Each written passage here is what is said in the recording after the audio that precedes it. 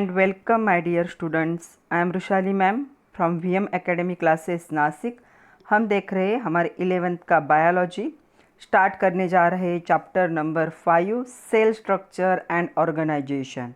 ये हमारे सिलेबस का एक इम्पॉर्टेंट चैप्टर है. इसका आज लेक्चर नंबर 1. आज के लेक्चर में हमें थोड़ा सा इंट्रोडक्शन देखना है कि सेल की डिस्कवरी कैसे हुई, माइक्रोस्कोप कैसे आए, वो कैसे काम करते थे, उसके बाद मॉडर्न सेल ऑफ थ्योरी क्या था उस पर. उसके साथ हमें टाइप ऑफ सेल्स देखनी है. सबको पता है 2 टाइप होते हैं, प्रोकैरियोटिक एंड यूकैरियोटिक. तो इसमें आज हमें प्रोकैरियोटिक सेल जो है उसके बारे में थोड़ा सा डिटेल में देखना है और प्रोकैरियोटिक ईकैरियोटिक सेल का हमें डिफरेंस भी देखना है. तो चलो स्टार्ट करते हैं lecture number 1 with introduction chapter number 5 cell structure and organisation 11th biology with VM academy Nashik. तो आपके टेक्स्ट बुक में जैसे ही सिलेबस मतलब चैप्टर शुरू होता है वहीं पे क्वेश्चन होते हैं कैन यू रिकॉल. मतलब ये आप कहीं तो भी पढ़ चुके हो, इसका मीनिंग ये होता है. वो क्वेश्चन देख लेते हैं. पहला क्वेश्चन है who observed cell under microscope for the first time. तो ऐसा कौन था जिसने माइक्रोस्कोप के नीचे क्या है सबसे पहले सेल को देखा. तो रॉबर्ट हुक नाम आएगा, एक साइंटिस्ट है. Observe cell under the microscope for the first time. इन्होंने सबसे पहले माइक्रोस्कोप के नीचे सेल को क्या किया था, देखा था. लेकिन यहाँ पे एक नोट आप लोगों को पता होना ज़रूरी है. Cell was were first observe by Robert Hooke in 1665 as he look through the microscope at dead cell from the bark of oak tree. तो उन्होंने क्या किया था, जो ओक का प्लांट था उसका बार्क लिया था. बार्क मतलब जो ऊपर का स्टेम के ऊपर का जो होता है कवरिंग वो, और उसमें से डेड सेल जो होते हैं उनके बारे में वो क्या कर रहे थे, एनालिसिस कर रहे थे डेड सेल का. तब उन्होंने ये ऑब्जर्व किया था. But Anton van Leeuwenhoek was the first visualize living cell under single lens microscope of his first construction. ये माइक्रोस्कोप भी इन्होंने ही क्या किया था, इन्वेंट किया था लीवरहुक ने, और उन्होंने ही सबसे पहले सेल को देखा था. लेकिन आपके सारे जो टेक्स्ट बुक के सब जगह पे रॉबर्ट हुक नाम होता है, तो आप भी रॉबर्ट हुक ही लिखोगे अगर MCQ में आता है तो Robert Hooke observe cell under microscope of the first time. जो क्या है, ओक ट्री का जो बार्क है उसमें डेड सेल को देख रहे थे. कब की बात है ये, 1665 की, बहुत पुरानी बात है. सेकंड क्वेश्चन है who made the first microscope. तो पहला माइक्रोस्कोप किसने बनाया. तो इसका आंसर है द डच स्पेक्टेकल्स. 2 लोग थे, 2 लोगों की पेयर थी. पहले का नाम था मेकर्स हैंस और दूसरे का नाम था झैचारियन जैनसिन. तो इन दोनों ने मिलकर सबसे पहले माइक्रोस्कोप को क्या किया था, इन्वेंट किया था. तो चलो अभी हमारे सिलेबस की तरफ मुड़ते हैं. हमें देखना है cell organisation, cell structure and organisation. तो सबसे पहले हमें पता होना चाहिए सेल क्या है. आपके एग्जाम में 2 मार्क के लिए डेफिनेशन भी आती है, डिफाइंड सेल. तो आपको पता होना चाहिए cell is called a structural and functional unit of life. जो लाइफ का स्ट्रक्चर भी डिसाइड करेंगे और जो लाइफ का फंक्शन भी डिसाइड करते हैं, मतलब हमारे पूरे बॉडी का, हमारे नहीं किसी भी लिविंग ऑर्गेनिज्म के, उसे क्या कहा जाता है, सेल कहा जाता है. All cell of all living organism capable of independent existence and perform all functions of life. तो ये जो सेल होते हैं हमारे बॉडी के, ये इंडिपेंडेंटली प्रेजेंट हो सकते हैं हमारे बॉडी में, और हमारे बॉडी के जितने भी फंक्शन हैं उन सारे फंक्शन को ये क्या करते, परफॉर्म करते. चाहे सेल डिवीजन हो, चाहे DNA का डुप्लीकेशन हो, चाहे प्रोटीन सिंथेसिस हो, चाहे एंजाइम का सिक्रेशन हो, हमारे डाइजेशन हो, हमारे बॉडी के सारे फंक्शन जो है वो कौन डिसाइड करता है, कौन परफॉर्म करता है, ये स्ट्रक्चरल फंक्शनल यूनिट डिसाइड करता है. उसे क्या कहेंगे, हम सेल कहेंगे. ओके. उसके बाद है right information about instrument which is used observing smallest organism और सेल. जो स्मॉलेस्ट ऑर्गेनिज्म मतलब हमारे बॉडी का सबसे छोटा पार्ट ऑब्जर्व करने के लिए जो इंस्ट्रूमेंट यूज़ किया था उसके बारे में थोड़ी सी इंफॉर्मेशन लिखने के लिए बोला है. ये भी क्वेश्चन आपके कैन यू टेल का ही है, फाइंड आउट का होगा. तो टू ऑब्जर्व सेल और the organism smaller size clearly we use the microscope. तो हम क्या करते हैं, सेल को यूज़ करने के लिए माइक्रोस्कोप यूज़ करते हैं. जब आप कॉलेज जाओगे तो आपके जो बायोलॉजी के लैब होंगे तो आप लैब में माइक्रोस्कोप को देख सकते हो, या आप लोगों ने 10th में भी देखा होगा आपके स्कूल में. Larger cell can be seen through the simple microscope. अगर सेल की साइज लार्ज है तो सिंपल माइक्रोस्कोप के नीचे देखोगे तो भी हमें दिखाई देता है। But to see the smaller cell require compound microscope. तो स्मॉल साइज का सेल अगर हमें देखना है तो हमें कंपाउंड माइक्रोस्कोप की ज़रूरत पड़ती है। कंपाउंड माइक्रोस्कोप से हम छोटी से छोटी चीज़ को क्या है थोड़ा सा बड़ा करके देख सकते हैं। तो अगर बिगर साइज का या लार्ज साइज का सेल है तो उसे सिंपल माइक्रोस्कोप के नीचे देखोगे, और बहुत ही स्मॉल साइज का सेल होगा तो उसे कंपाउंड माइक्रोस्कोप के नीचे देखना पड़ेगा। Simple microscope can magnify image 50 to 100 times. मतलब जो एक्चुअल इमेज है उसके 50 to 100 टाइम मोर क्या है बिगर हमें दिखती है। But compound microscope can do 1000 times और मोर। तो जो इमेज है उससे 1000 टाइम बिगर या उससे भी ज़्यादा बिगर हमें क्या दिखती है फिगर, किसके नीचे दिखेगी, कंपाउंड माइक्रोस्कोप में। तो ये दोनों में फ़र्क है simple microscope and compound microscope में, कि सिंपल माइक्रोस्कोप क्या है, इसकी मैग्नीफिकेशन पावर इमेज की कितनी होगी 50 to 100 टाइम्स, और कंपाउंड माइक्रोस्कोप की कितनी होगी 1000 टाइम या उससे भी ज़्यादा। In the microscope used in the laboratory, जो आपके लैब में माइक्रोस्कोप यूज़ होते हैं, a beam of light is use to make thing visible. तो लाइट बीम यूज़ की जाती है उसमें ताकि हमें क्या दिखे, जो भी हमें देखना है उसके नीचे वो अच्छे से विजिबल हो, कितना भी छोटा हो तो भी विजिबल हो। तो इससे हम क्या कहते हैं, लाइट माइक्रोस्कोप कहते हैं। तो पहला हमने देखा सिंपल, दूसरा हमने देखा कंपाउंड, ये तीसरा है लाइट माइक्रोस्कोप, ये उसका हायर वर्जन होगा। To see interior of cell we need electron microscope. तो इलेक्ट्रॉन माइक्रोस्कोप भी एक होता है। अगर हमें सेल, हमारे बॉडी का सेल सबसे छोटा यूनिट है, वो बहुत ही माइक्रोस्कोपिक है, हम आंखों से देख नहीं सकते, तो उसे हम क्या करेंगे कंपाउंड माइक्रोस्कोप के नीचे देखेंगे। लेकिन सेल के अंदर भी हमें देखना है कि सेल के अंदर क्या प्रेजेंट होता है, तो उसके लिए हमें इलेक्ट्रॉन माइक्रोस्कोप की ज़रूरत पड़ेगी। इसकी मैग्नीफिकेशन पावर कितनी होगी, अबाउट 50,000 टाइम्स मोर। तो जो इमेज है उस इमेज से हम क्या कर सकते हैं, यहाँ पे 50,000 ने 5 लाख टाइम्स क्या कर सकते हैं, उसका बड़ा वर्जन हम क्या कर सकते हैं देख सकते। तो सेल के इनर पार्ट में हमें दिखेगी कि न्यूक्लियस कहाँ है और कौन से कंपोनेंट प्रेजेंट है सेल के अंदर, ये सब यहाँ पे हमें दिखेगा अंडर द इलेक्ट्रॉन माइक्रोस्कोप। तो कभी अगर आपको क्वेश्चन आता है to see the internal structure of the cell which microscope is used, तो आपको पता होना चाहिए इलेक्ट्रॉन माइक्रोस्कोप इज़ यूज्ड। तो जो पहला माइक्रोस्कोप था लीवर हुक माइक्रोस्कोप जिसे कहा जाता है, वो ऐसा था, देखो लेंस आगे लगाई थी, उस एक सिंपल होल्डर था, फोकस करने के लिए ऊपर एक नॉब लगाया गया था, एक नीचे पिछले की तरफ एक क्या था, सैंपल ट्रांसलेटर था। तो इसे कहा जाता है लीवर हुक्स माइक्रोस्कोप। आपके टेक्स्ट बुक में भी डायग्राम दी है, ऐसी दी है जो अच्छे से समझ में नहीं आती, तो यहाँ पे ये डायग्राम अच्छे से देखो, ऐसा था फर्स्ट माइक्रोस्कोप। अब ये माइक्रोस्कोप के नीचे ऐसे हम देख सकते हैं, अगर एटम हमें देखना है, हमें पता है the smallest particle of element is known as atom, तो वो कितने रेंज में दिखेगा 0.1 nanometre.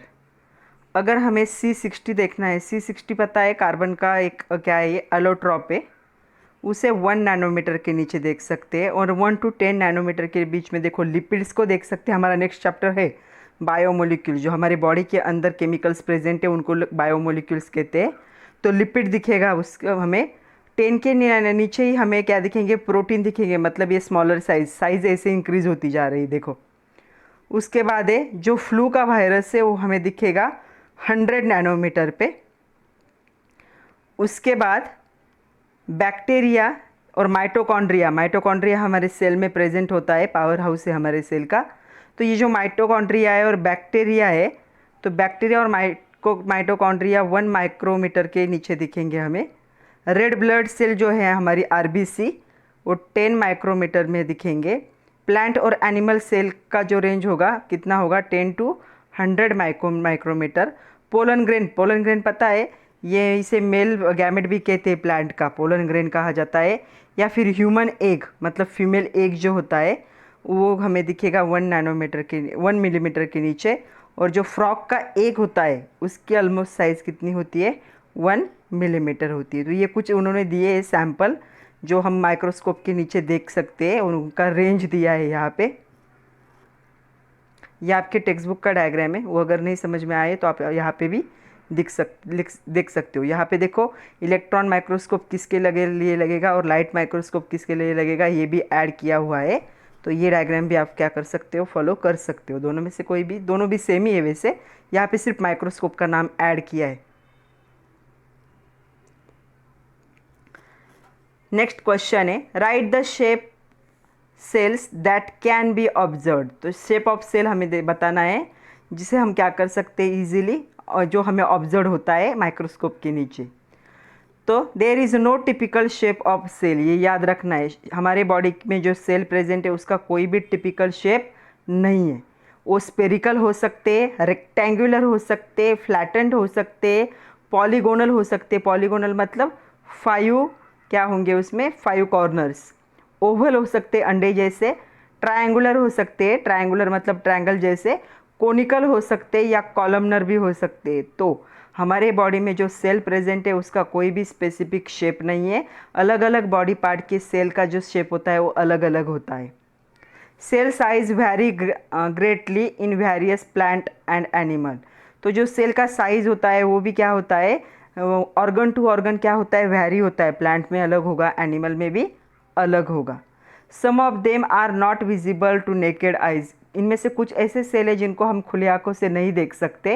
And some are visible while some are microscopic. इनमें से कुछ क्या है, विजिबल भी है जिनको हम आंखों से देख सकते हैं, और कुछ माइक्रोस्कोपिक है, मतलब हमें उनको माइक्रोस्कोप के नीचे ही देखना पड़ेगा।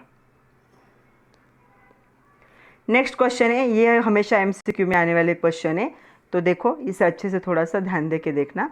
Name the following smallest cell. तो सबसे स्मॉल जो सेल है उसे कहा जाता है माइकोप्लाज्मा। उसकी जो साइज होगी 0.3 micrometre. Largest cell in animal, हमारे बॉडी का सबसे लार्ज सेल है हमारा नर्व सेल, जो नर्वस सिस्टम में प्रेजेंट होता है, नर्व सेल। लार्जेस्ट एग, सबसे लार्ज एग है, सब लोगों को पता होगा, ऑस्ट्रिच का जो एग होता है वो सबसे लार्जेस्ट एग है। इसकी साइज 15 सेंटीमीटर इतनी हो सकती है। नेक्स्ट है बैक्टीरियल सेल साइज। बैक्टीरिया के सेल की साइज क्या होती है, 3 to 5 माइक्रोमीटर होती है। नेक्स्ट ऐसा भी कभी क्वेश्चन आता है, गिव एग्जांपल्स ऑफ प्रोकैरियोट। तो हमें प्रोकैरियोट क्या होते हैं वो देखना है। तो बैक्टीरिया, ब्लू ग्रीन अलगी, इसे साइनोबैक्टीरिया भी कहते हैं। ये 2 एग्जाम्पल है किसके, प्रोकैरियोट के। तो कोई भी 2 एग्जाम्पल लर्न करके रखो, कभी कभी 2 मार्क के लिए क्वेश्चन आता है। Size of cell among the multicellular organism, human blood red cell is having the diameter 7 micrometre. तो ये भी आपको याद रखना है, जो हमारे आरबीसीज है उनका भी कभी कभी एमसीक्यू में आता है। तो 7 माइक्रोमीटर है, ये आप लोग को याद रखना है, human red blood cell, RBCs. Next question है, find out how does combination of lenses help in higher magnification.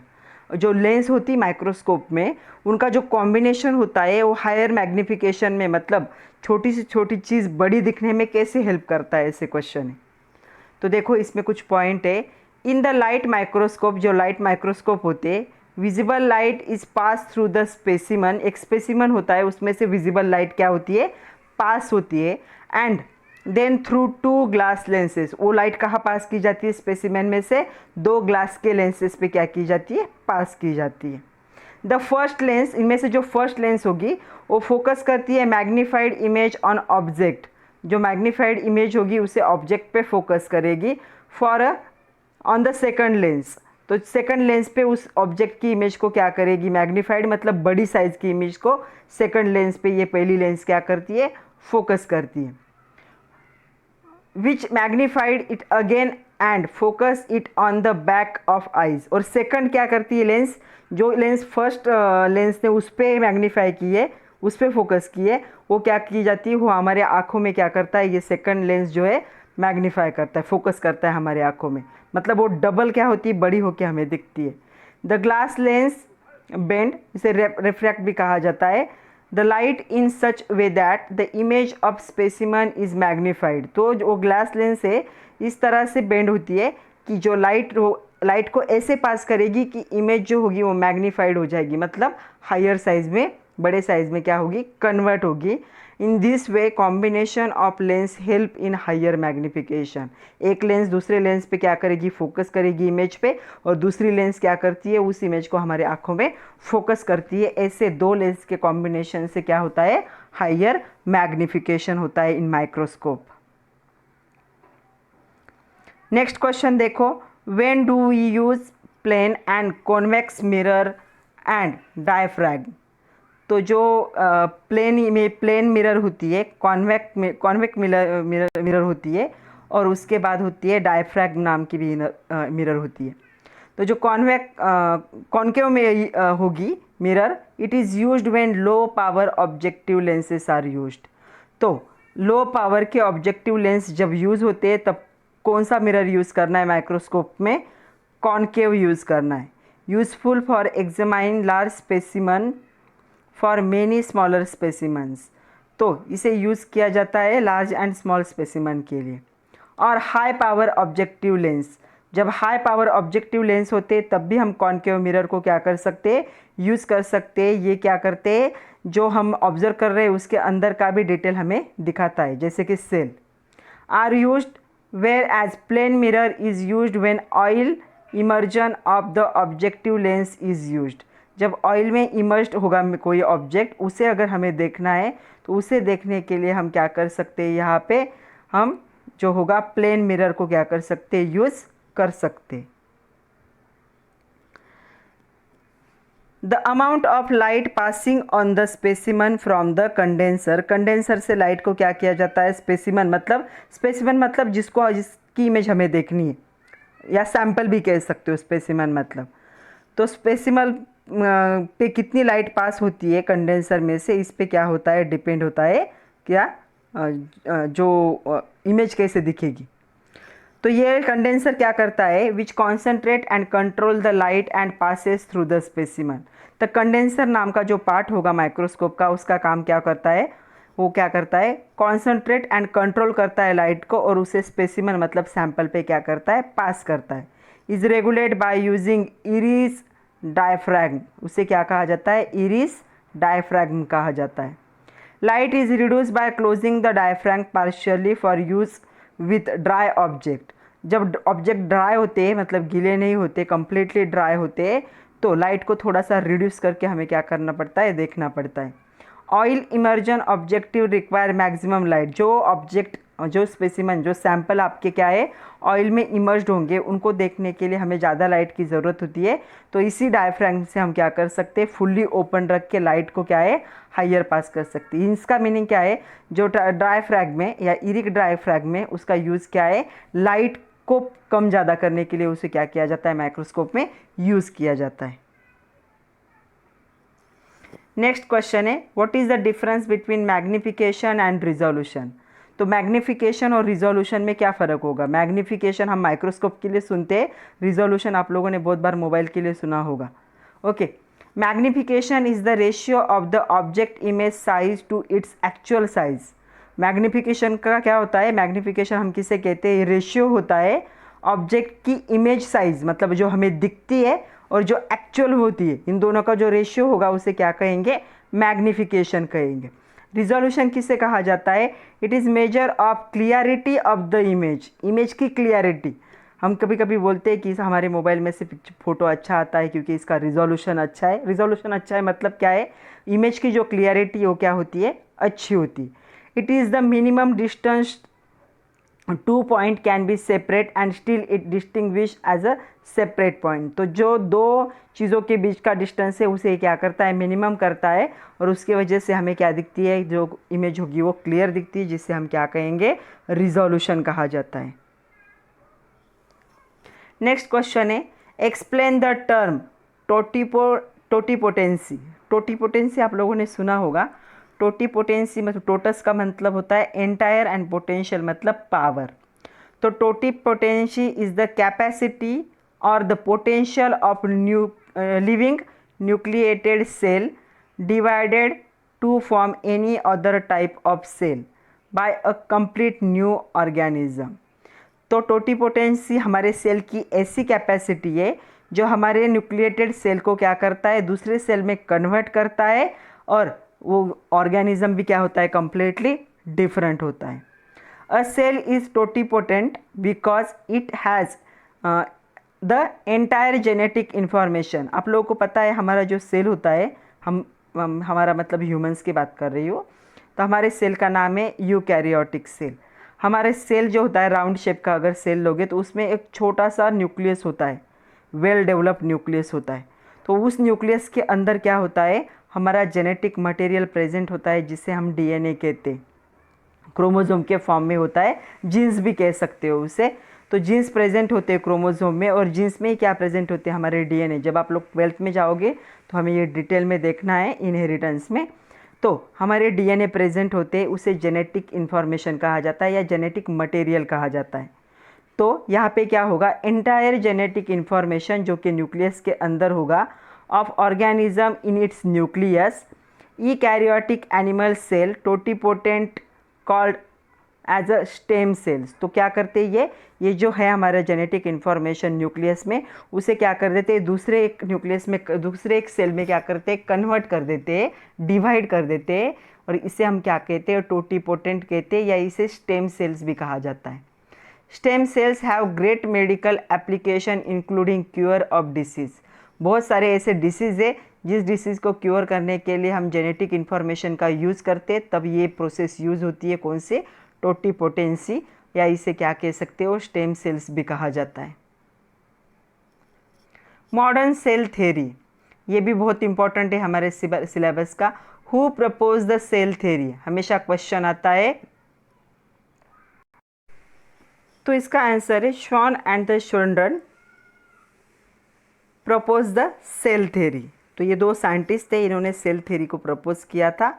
लेकिन आपको पता होना चाहिए रुडोल्फ विर्चोर 1855 से लेकर 1858 तक इन्होंने क्या किया था, फर्स्ट टाइम न्यू सेल को इन्होंने एक्सप्लेन किया था, और उन्होंने ये बताया cell division from pre existing cell. तो इन्होंने बताया था कि जो नया सेल बनता है वो सेल कैसे बनेगा, जो हमारे बॉडी में पुराना सेल होता है वो पुराना सेल सेल डिवीजन से क्या बनाता है, नया सेल बनाता है। और ये अभी हमें पता है, ये 1855 की बात है।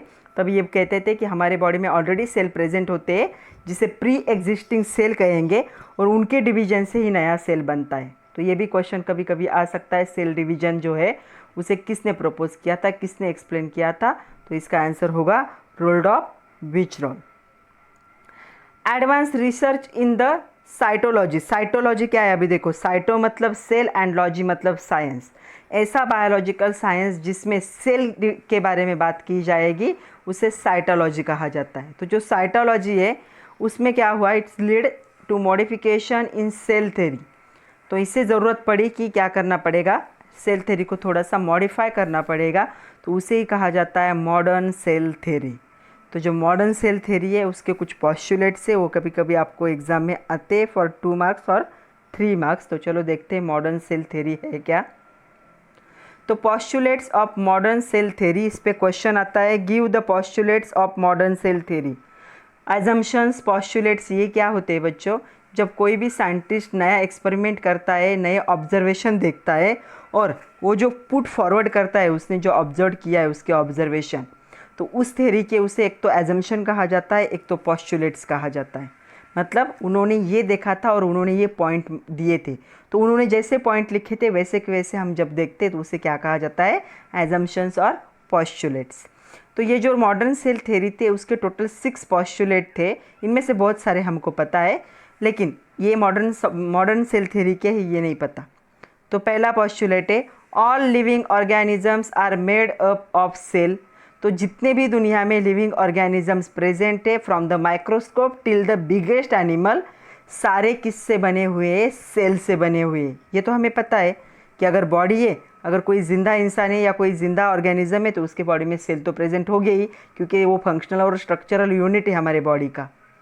Second, living cell arise from pre existing cell. Yes, ये भी हमें पता है कि हमारे बॉडी में पहले से ही सेल प्रेजेंट होते हैं, सेल डिवीजन होता है, इसलिए हमारी बॉडी क्या होती है, दिन ब दिन हमारे बॉडी का साइज इंक्रीज होता है, मेटाबॉलिज्म होता है। तो प्री एग्जिस्टिंग सेल्स होंगे लिविंग सेल में। तो वो क्या बनाते, सेल्स बनाते। ये भी पता है सेल डिवीजन कहते हैं उसे हम, हमें पूरा चैप्टर देखना है सेल डिवीजन 11th में ही। थर्ड है a cell is structural and functional unit of life. Yes, हमारी पूरी बॉडी का स्ट्रक्चर सेल से बना है। हमारे बॉडी के अंदर की जो भी मैकेनिज्म चलता है, जो भी फंक्शन चलते, सबको सेल हैंडल करते। तो सेल को हम क्या कह सकते हैं, structural and functional unit of life. Fourth one, total activities of cell are responsible for activity of an organism. जो हमारे सेल की एक्टिविटीज़ होती है वही तो ऑर्गेनिज्म की एक्टिविटीज़ होंगे, तो ये भी करेक्ट है। Next, cell show transformation of energy. तो सेल क्या करते हैं, एनर्जी को क्रिएट करते और एक जगह से दूसरी जगह पे क्या करते, ट्रांसफ़र करते। इसे ग्लूकोज कहा जाता है। तो ये हमारे बॉडी में क्या करते, एनर्जी को ट्रांसफ़र करते। Next, cell contain nucleic acid. हमारे सेल में न्यूक्लिक एसिड प्रेजेंट होता है कहाँ पे, हमारे सेल के न्यूक्लियस में, सेंट्रल जो पार्ट होगा, सॉलिड पार्ट, वहाँ पे प्रेजेंट होता है न्यूक्लिक एसिड। वहीं पे प्रेजेंट होते हैं डीएनए, मतलब हमारे जेनेटिक मटेरियल, और आरएनए भी उसके साथ प्रेजेंट होते। ये दोनों मिलके प्रोटीन सिंथेसिस करते इन न्यूक्लियस एंड साइटोप्लाज्म। तो न्यूक्लिक एसिड, डीएनए, आरएनए ये हमारे न्यूक्लियस में और साइटोप्लाज्म में प्रेजेंट होता है। न्यूक्लियस पता चला, जो हमारे सेल का सेंट्रल पार्ट होगा उसे न्यूक्लियस कहेंगे, थोड़ी देर में डायग्राम देखनी है हमें। साइटोप्लाज्म मतलब का क्या होता है, न्यूक्लियस के बाहर का जो एरिया होगा और सेल के अंदर का जो जितनी कैविटी होती है, उस कैविटी में जो फ्लूइड भरा हुआ होता है, उस फ्लूइड को क्या कहा जाता है, साइटोप्लाज्म कहा जाता है। और प्रोटीन सिंथेसिस इसी साइटोप्लाज्म में होता है। ओके, तो प्रोटीन सिंथेसिस हमें 12th में देखना है, आप लोग 9th-10th में भी देख चुके हो। तो आप लोग को पता होना चाहिए कि cell contain nucleic acid, DNA, RNA in nucleus and cytoplasm of cell, and these 6 are known as postulates of modern cell theory. बहुत इंपॉर्टेंट है, इन 6 पॉइंट को लर्न करके रखना है। काइंड और टाइप ऑफ सेल, तो सबको पता है 2 टाइप के सेल होते हैं। एक्चुअल जो किंगडम क्लासिफिकेशन था इसी पे तो बेस्ड था। Give state the 2 general categories of on which living organism are grouped. तो 2 जनरल कैटेगरीज जिस पे लिविंग ऑर्गेनिज्म को ग्रुप किया गया है, तो वो 2 कैटेगरीज है, प्रोकैरियोट्स एंड यूकैरियोट्स। तो प्रोकैरियोट्स होते हैं, कौन होते हैं प्रोकैरियोट्स, होते हैं माइक्रो ऑर्गेनिज्म, मतलब किंगडम मोनेरा के जो भी ऑर्गेनिजम्स होंगे। और यूकैरियोट्स कौन होंगे, इसके आगे प्रोटिस्टा, फंगाई, एनिमल, प्लांट सब क्या होंगे, यूकैरियोट्स होंगे। ये हम देख चुके हैं किंगडम क्लासिफिकेशन में। Prokaryotes have the simple cellular organisation. जो प्रोकैरियोट होते हैं उनका न्यूक्लियस वेल डेवलप नहीं होता है और इनका सिंपल सेल ऑर्गेनाइजेशन होता है, सिंपल काम चलता है उनका। लेकिन जो यूकैरियोट होते हैं exhibit high degree of organization, तो इनका जो काम है थोड़ा सा कॉम्प्लेक्स है और बहुत ही ज़्यादा अमाउंट में क्या है, इसमें जो होंगे सेल ऑर्गेनेल्स प्रेजेंट होते हैं, मतलब जो होंगे इसके पार्ट्स बहुत ज़्यादा होंगे, जैसे न्यूक्लियस है, साइटोप्लाज्म है, ऐसे यूकैरियोटिक सेल में बहुत सारे क्या है, सेल ऑर्गेनेल्स प्रेजेंट होते हैं। तो मेन 2 टाइप हो गए सेल के, पहला सेल हो गया प्रोकैरियोटिक सेल और दूसरा हो गया यूकैरियोटिक सेल। हमेशा क्वेश्चन आता है एग्ज़ाम में फॉर 4 मार्क्स, और कभी कभी आपके टेक्स्ट बुक में भी दिया होता है use your brain power and describe major difference between prokaryote and eukaryotic cell. तो यहाँ पे हम डिफरेंस देख लेते हैं, हमें डायग्राम भी देखनी है। ओके, तो पहला डिफरेंस है न्यूक्लियर मेम्ब्रेन क्या होती है, प्रोकैरियोट में एब्सेंट होती है और न्यूक्लियर मेम्ब्रेन यूकैरियोट में प्रेजेंट होती है। न्यूक्लियर मेम्ब्रेन मतलब क्या होगा, यहाँ पे देखो दोनों सेल का डायग्राम है, पहला यूकैरियोट है, दूसरा प्रोकैरियोट है। जो सेंट्रल पार्ट होगा प्रोकैरियोट का उसे न्यूक्लियोइड कहा जाता है, क्योंकि वो कोई भी ऐसा स्पेसिफिक पार्ट नहीं है, वेल डिफाइंड नहीं है। और जो न्यूक्लियस होगा यूकैरियोट का, जो सेंट्रल पार्ट, उसे न्यूक्लियस। इस न्यूक्लियस के बाहर जो लेयर होता है उसे न्यूक्लियर मेम्ब्रेन कहते हैं। और ये कब आएगा, जब आपका न्यूक्लियस वेल डेवलप होगा तभी न्यूक्लियर मेम्ब्रेन आएगा। और प्रोकैरियोट में जो न्यूक्लियस होता है वो वेल डेवलप नहीं होता, इनमें सेल मेम्ब्रेन होता है लेकिन न्यूक्लियर मेम्ब्रेन नहीं होता। सेल के बाहर जैसे लेयर होती है वैसे न्यूक्लियस के बाहर भी लेयर होती है, उसे न्यूक्लियर मेम्ब्रेन कहते हैं। तो न्यूक्लियर मेम्ब्रेन प्रोकैरियोट में एब्सेंट होगी, ईकैरियोट में प्रेजेंट होगी, क्योंकि ईकैरियोट का न्यूक्लियस वेल डेवलप है और प्रोकैरियोट का न्यूक्लियस वेल डेवलप नहीं है। Second important point, genetic material in the form of circular coiled of DNA without histone protein. तो जो प्रोकैरियोट होता है इनका जेनेटिक मटेरियल क्या होता है, डीएनए के फॉर्म में होता है, लेकिन इसमें हिस्टोन प्रोटीन प्रेजेंट नहीं होते। किसमें? प्रोकैरियोट्स का एग्जांपल क्या ले लो, बैक्टीरिया ले लो, और यूकैरियोट का एग्जांपल ह्यूमन बीइंग ले लो। ओके, यहाँ पे क्या होगा, जो जेनेटिक मटेरियल होगा is in the form of double helical मतलब दो हेल्स होते, डबल हेलिक्स, या इसे स्ट्रैंड्स भी कहा जाता है। तो डीएनए होगा विथ हिस्टोन प्रोटीन, हमारे बॉडी में हिस्टोन प्रोटीन भी प्रेजेंट होता है और डबल हेलिक्स होती है डीएनए के। 12th में तो हमें डिटेल में देखना ही है। Next point, membrane bound cell organelles are absent. Membrane से बाउंड होने वाले सेल ऑर्गेनेल क्या होते हैं, प्रोकैरियोट में एब्सेंट होते हैं, ईकैरियोट में क्या होंगे, वो प्रेजेंट होंगे। Plasmid are many in number, plasmid, तो यहाँ पे जो प्लाज्मिड होते हैं बहुत ज़्यादा होते हैं नंबर में। यहाँ पे जो प्लाज्मिड होंगे ये क्या होंगे, एब्सेंट होंगे। प्लाज्मिड का काम होता है फोटोसिंथेसिस में हेल्प करना, तो हमारे बॉडी में फोटोसिंथेसिस होता ही नहीं, कहाँ पे होता है, यहाँ पे। ये प्लाज्मिड फोटोसिंथेसिस में भी हेल्प करते हैं और उसके बहुत ज़्यादा फंक्शन है। तो ईकैरियोट में एब्सेंट होंगे वो, और प्रोकैरियोट में क्या होंगे, प्रेजेंट होंगे। उसके बाद है cytoplasm does not show streaming, चाहिए था आगे, स्ट्रीमिंग मूवमेंट। तो जो स्ट्रीमिंग मूवमेंट होता है मतलब एक जगह से दूसरी जगह जाना, ये इनका साइटोप्लाज्म नहीं कर सकता। ये जो ईकैरियोट होंगे उनका साइटोप्लाज्म क्या करता है, स्ट्रीमिंग मूवमेंट दिखाता है। राइबोसोम यहाँ पे स्मॉलर होते हैं और इसका 30S टाइप होता है, ये हमें देखना है आगे। और राइबोसोम हमारे बॉडी में लार्ज होंगे और 80S टाइप होगा हमारा।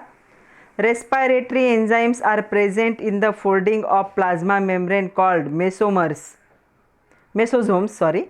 तो यहाँ पे रेस्पिरेटरी एंजाइम प्रेजेंट होंगे, और यहाँ पे respiratory enzymes are present without mitochondria. हमारे इसमें क्या है, प्रेजेंट होते हैं, लेकिन वहाँ पे माइटोकॉन्ड्रिया प्रेजेंट नहीं होता।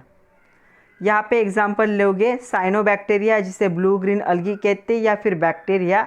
और यहाँ पे बाकी चारों भी किंगडम आ जाते हैं यूकैरियोट में। अलगी आता है, फंगाई आता है, उसके बाद आता है प्लांट्स एंड एनिमल्स। तो देखो ये दोनों सेल को अच्छे से देख लो, प्रोकैरियोट और ईकैरियोट में। इस यहाँ पे राइबोसोम प्रेजेंट होगा, वहाँ पे भी राइबोसोम प्रेजेंट है, ब्लू कलर का दिख रहा होगा।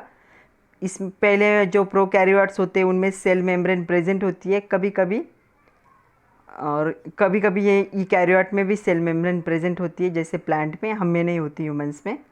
माइटोकॉन्ड्रिया देखो कैसे, न्यूक्लियोलिस कहा जाता है किसे, एंडोप्लाज्मिक रेक्टिकुलम होता है, यहाँ पे सेल वॉल होगी। और जो प्रोकैरियोटिक सेल होते हैं वहाँ पे एक फ्लैजेला होता है। फ्लैजेला क्या करता है, ये बैक्टीरिया को हेल्प करता है इन मूवमेंट।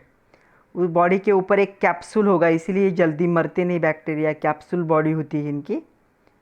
और इनका न्यूक्लियस वेल डेवलप नहीं होता, इसलिए उसको न्यूक्लियोइड कहा जाता है। हमारा न्यूक्लियस वेल डेवलप होता है, इसलिए उसे न्यूक्लियस कहा जाता है, न्यूक्लियोइड एंड न्यूक्लियस। तो ये दोनों का डायग्राम देख लो अच्छे से। तो आज के लिए इतना ही था बच्चों, हमने इंट्रोडक्शन देख लिया और प्रोकैरियोटिक और ईकैरियोट में क्या डिफरेंस है वो देख लिया। जो नेक्स्ट लेक्चर होगा उस नेक्स्ट लेक्चर में हम पहले प्रोकैरियोटिक सेल का डिटेल में सब कुछ डिस्कस करेंगे, कौन से उसमें कंपोनेंट्स प्रेजेंट होते हैं, किसका क्या रोल है। तब तक के लिए पढ़ते रहिए, खुद का ख्याल रखिए। Thank you very much my dear students.